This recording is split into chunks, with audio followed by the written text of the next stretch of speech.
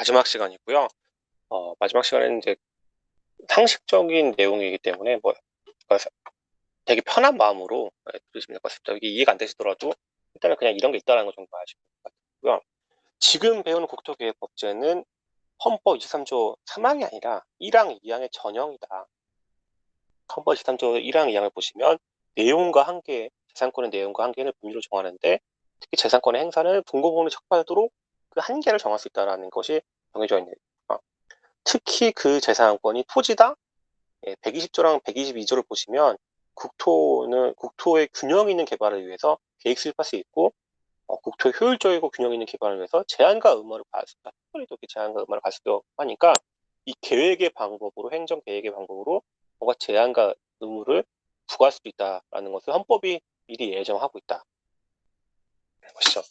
국토계획법제의 가장 기본이 되는 국토기본법이라는 것이 있는데요. 국토기본법에서 국토계획을 이렇게 정의하고 있습니다. 이 법에서 국토계획이란 제6조인데요. 6조. 국토계획이란 국토를 이용, 개발, 보존할 때 미래의 경제적, 사회적 변동에 대응해서 국토가 지향하여야 할 발전 방향을 설정하고 이를 달성하기 위한 계획을 말한다. 이런 국토계획은 국토종합계획, 도종합계획, 시군종합계획, 지역계획, 국물계획을 한다. 어쨌든 이런 계획들 자체가 방향, 앞으로의 미래, 방향을 설정하는 것이다. 이런 국토계획법제가 국토기본법에 정해져 있죠. 이게 좀 뭔가 특별히 더 들어온 경우를 저희가 도시계획이라고 하는데요. 국토계획에서도 특히 도시, 왜냐면 도시에서는 개발 행위가 널리 이루어지고 있고 개발 어떻게 보면 그걸로 많이 이제 특히 주택 관련된 많이 돈을 벌고 있잖아요. 그래서 정식 명칭은 국토의 개혁 및 이용에 관한 법률 국토계획법인데 아까는 국토기본법이었던 것이죠. 국토기본법인데 이거는 이제 줄여서 국토계획법이라고 말하는 것인데 국토계획법에서 또 여러 계획을 또 정하고 있네요. 광역도시계획이 있다. 광역도시계획이란 장기 발전 방향을 제시하는 것이다.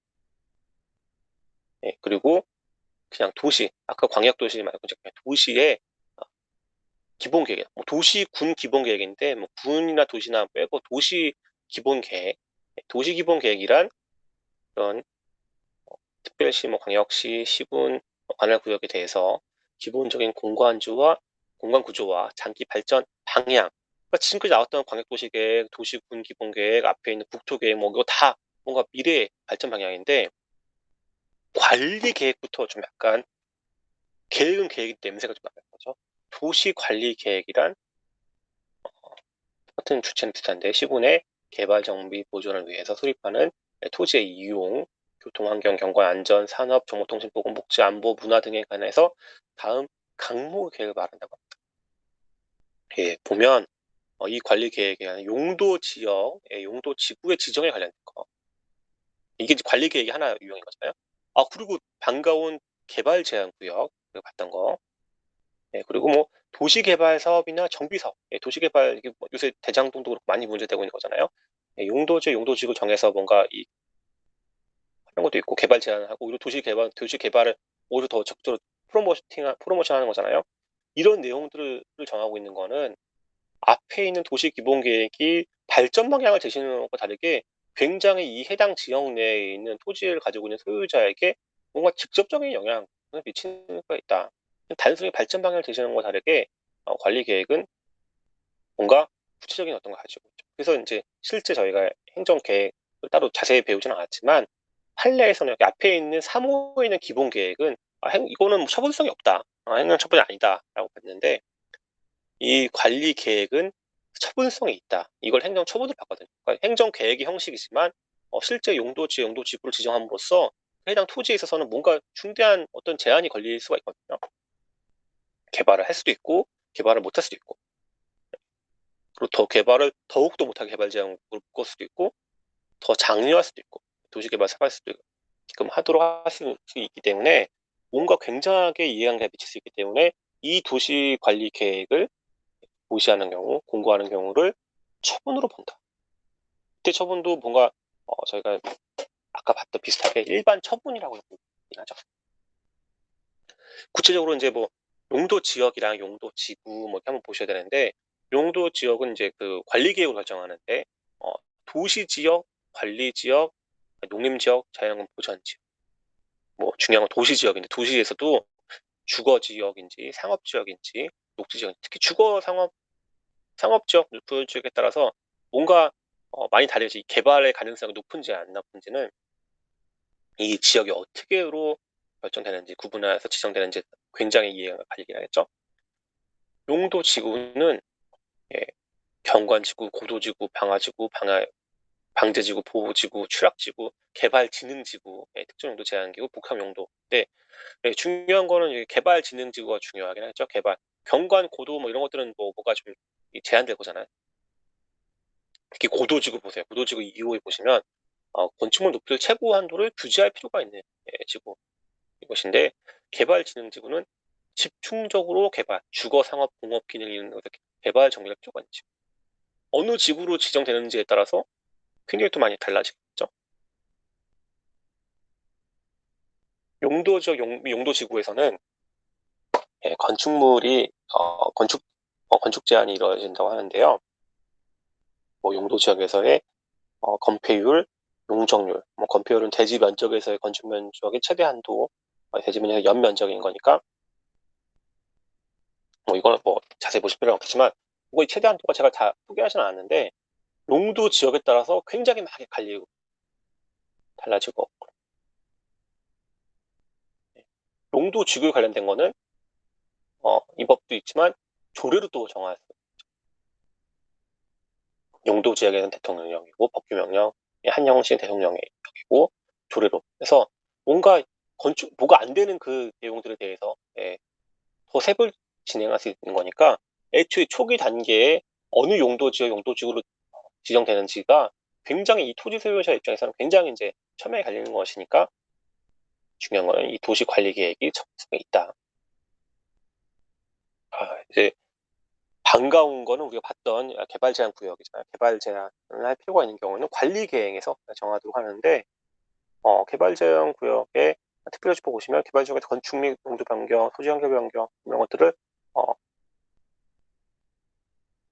할 수 없다고 한다. 행위 제한이 있다. 그래서 이게 만약에 너무 심하다, 보상 규정도 필요가 있다. 이거에 대해서는 특별조치법이 또 이 개발 제한 구역에 지정에 관한 특별조치법의 17조에 보시면 이 매수 청구권이 있습니다. 개발 제한 구역 지정에 관해서 특별조치법에 관련돼서는 지정이 되고 나면 12조에 따라서 개발 제한 구역 다른 별도의 법이지, 별개 법에 따라서 진짜 뭐 아무것도 안 되는 것인데 그게 심하다라는 경우라고 하면 토지 매수도 청구할 수 있다. 근데 토지 매수랑 다르게 주민 지원 사업이네요. 주민 지원 사업 보면 생활비 보조하는 경우, 생활비용 보조하고 뭐 이런 것들에 대해서는 하는 걸로 보니까 이것도 이제 뭔가 나름의 이제 하나의 보상 방안인 것인데, 애초에 이 개발 제한 구역의 지정 자체가 저희가 이제 공용 제한으로 보고 있지 공용 침해로 보고 있지 않기 때문에 23조 1항 2항, 헌법 23조 1항 2항에 달하는 것이고, 그거에 의해서 필요한 어떻게 보면 이런 유연성을 완화시켜주는 것에 대한 규정은 17조에서 이렇게 두고 있다. 토지 매수권을 두고 있다는 것은 저희가 좀 봤던 내용입니다. 오늘 마지막 이제 내용, 이제 공시지가 관련된 내용인데요. 토지행정법에서 공시지가는 크게 이제 표준지 공시지가랑 개별 공시지가가 있습니다. 뭐 각자의 목적이 다르긴 하겠지만 표준지 공시지가 제8조 가격공시법, 부동산 가격공시법 보시면 표준지 공시지가는 일단은 이제 그 공용공 용지의 매수 및 토지의 수용 사용, 수용 사용 반가운 내용이에요. 수용 사용할 때 뭔가 기준이 된다. 개별 공시지가는 조세 부과, 각종 세금 10조에 보시면 각종 세금 부과할 때 개별 토지의 단위면적당 가격을 공시한다.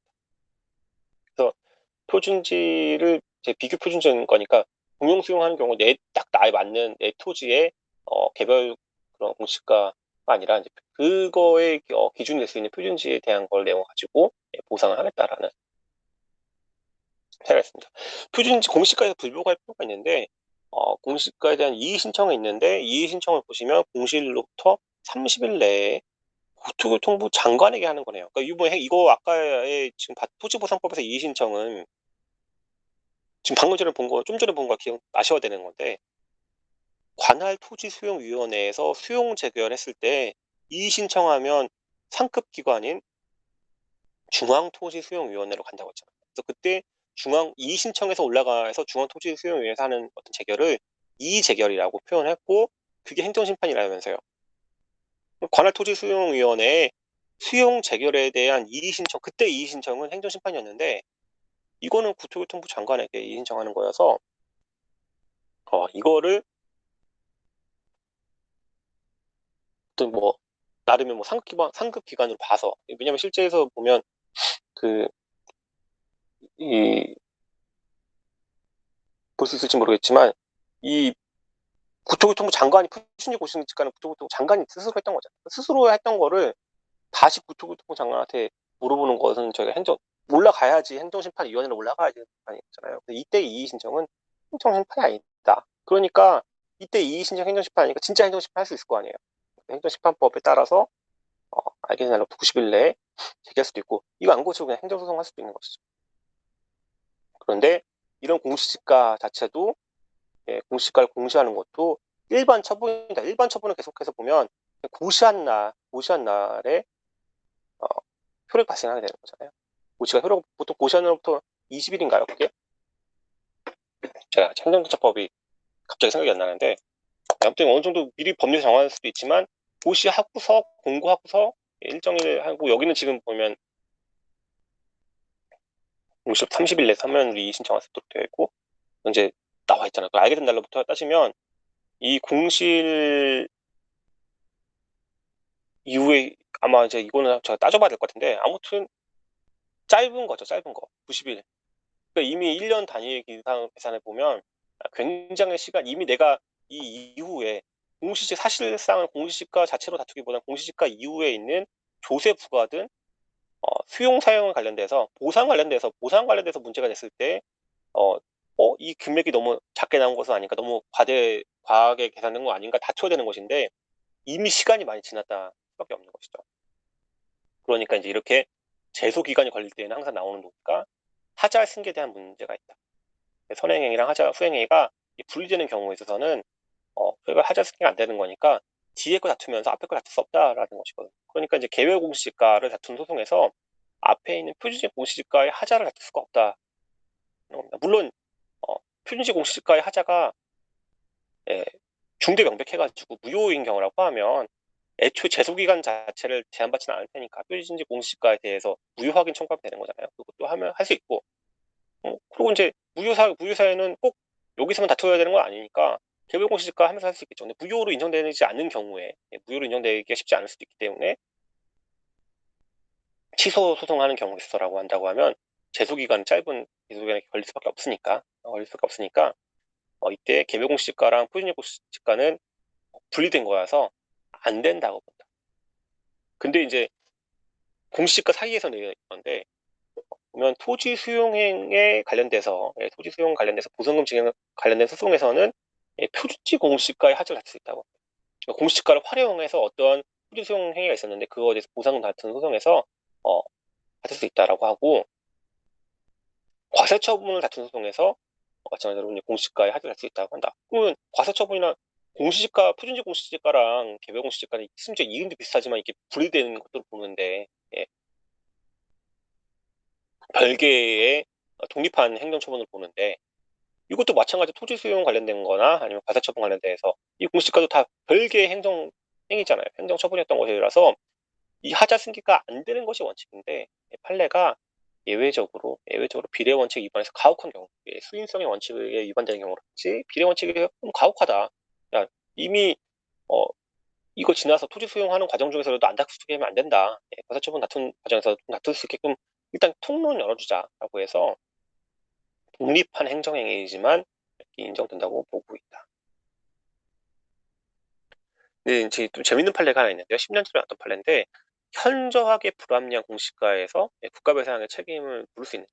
그런데 개별 공시지가 판정 담당 공무원이 그 직무상 의무에 위반해서 현저하게 불리하게 개별 공시지가가 결정되도록 하는 경우에 있어서는 상당 인과관계 있는 범위 내에서 담당 공무원에 소속된 지방자치단체가 배상 책임을 진다. 이거 이 배상 책임 저희가 국가 배상 책임인 거잖아요.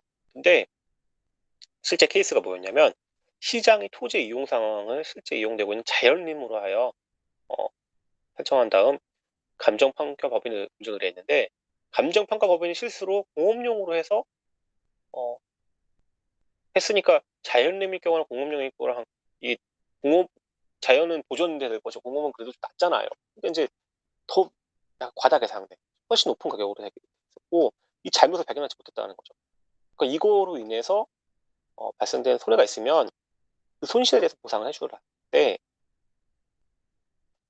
실제 보상해줄 때 상사인가 법인에는 애초에 공시지가가 공식적인 오피셜리하게 되는 거는 이게 투지 수용 사용에 관련된 거라든지 조세 부과했던 거잖아요. 그러니까 만약에 이것 때문에 세금이 과다 부과되었다라고 하면 원래 냈어야 될 세금의 차액 정도가 손해가 되는 것이고 예, 수용 사용에 대한 것도 만약에 이거는 보상금을 거꾸로 이제 많이 받았으면 토해내야 되겠지만 적게 계산돼가지고 오히려 적게 받았다라고 하면 이때 뭐 수용 사용에 따른 이런 보상 세금 부과에 따르는 이 차액 정도는 오피셜리하게 가는 거니까 오피셜리하게 손해배상의 대상이 되는데 하지만 실제 케이스에서 뭐가 문제였냐면 일반적인 사적으로 개인 간 거래하면서 이거 비싼 토지네라고 해가지고 뭔가 담보를 좀 넓게 설정해줬다. 예. 이런 경우는 야 이것까지 책임지는 건 아니다라고 해서 손해배상 책임 부담은 상당한 인과관계가 없다고 와서 손해배상 책임 부담하지 아니한다라고 본 재밌는 플레이가 있으니까 1번, 2번이랑 3번이 굉장히 약간 온도가 다르게 하는 거죠.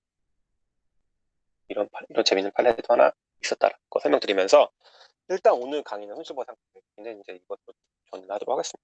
그래서 제가 아마 그 내용을 많이 생략하긴 또 해서 생략이라는 게 이제 이 PPT를 다 공유를 안 하는 이유가